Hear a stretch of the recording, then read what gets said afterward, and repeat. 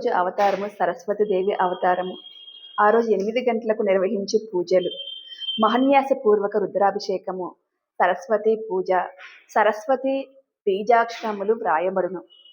అమ్మవారికి పంచామృతాలతో అభిషేకము, త్రికాలములో కుంకుమార్చన, సహస్రనామ పారాయణము, చండీ పారాయణము, చండీ హోమము నిర్వహించబడును. సాయంత్రం 8 గంటలకు అన్నప్రసాద వితరణ. రోజు సరస్వతీదేవి అవతారము. అమ్మవారికి తెలుపు రంగు చీర, పాయసాన్నం, శాకాన్నం నివేదన చేయబడును. సరస్వతి నమస్తుభ్యం వరదే కామరూపిణి, విద్యారంభం కరిష్యామి సిద్ధిర్భవతు మే సదా, పద్మపత్ర విశాలాక్షి, పద్మకేసర వర్ధిని, నిత్యం పద్మలయాదేవి, సామాం పాతు సరస్వతి. విద్యాది దేవత. ఈ విధంగా అమ్మవారిని ఆరాధిస్తాము. ఈ విద్యాది దేవత బ్రహ్మశక్తి, హంసవాహిని. సర్వప్రదాయకమైన మనోవాక్యాలతో పవిత్రం చేసి భోగ్య మోక్యాలను కూడా అమ్మవారు అందిస్తుంది. సరస్వతీదేవి అంతర్వాహినిగా ఉండి మనలో ఉచ్చారణ రూపాన్ని ఇస్తుంది. సరస్వతీదేవిని ఉపాసించిన వారి బుద్ధి కూడా చాలా వేగంగా పనిచేస్తుంది. క్రమశిక్షణ, సంస్కారము ఇవన్నీ కూడా అమ్మవారిని ఉపాసించే వారికి ఉంటాయి. అమ్మవారిని ఉపాసించే వారికి చాలా చక్కగా వస్తాయి.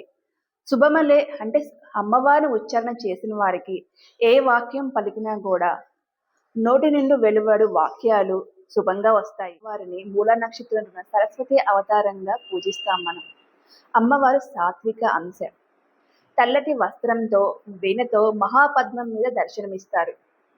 అమ్మవారు విద్యా పుస్తకధారిణి అంటాము.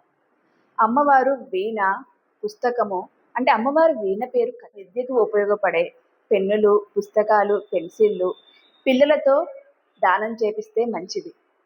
అలాగే చదువుకోవాలని అనుకునే రూపంలో అయినా ఏ రూపంలో అయినా సరే దానం చేసినా కూడా చాలా మంచిది. పుస్తకం మీద ఓంకారం రాయించడం కూడా చాలా శుభప్రదం. యా కుందేందు తుషారహార ధవల, యా శుభ్రవస్తాన్విత, యా వీణా వరదండ మండితకర, యా శ్వేత పద్మాసన, యా బ్రహ్మాచ్యుత శంకర ప్రభుతీభిః దేవై సదా పూజిత, సా మాం పాతు సరస్వతి దేవతి నిశ్శేషజాడ్యాపః.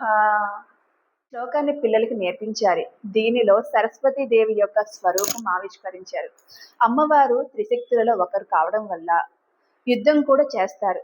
హిమాలయంలో తెల్లటి పుడ్డరికం మీద చక్కగా వీణ పట్టుకొని కూర్చుని ఉన్న అమ్మవారిని సౌందర్యాన్ని మోహించి శుంభుని సింబులు అమ్మవారిని యుద్ధం చేయడానికి వచ్చి అమ్మవారిని మోహించి నేను వివాహం చేసుకోవాలని కోరుతారు.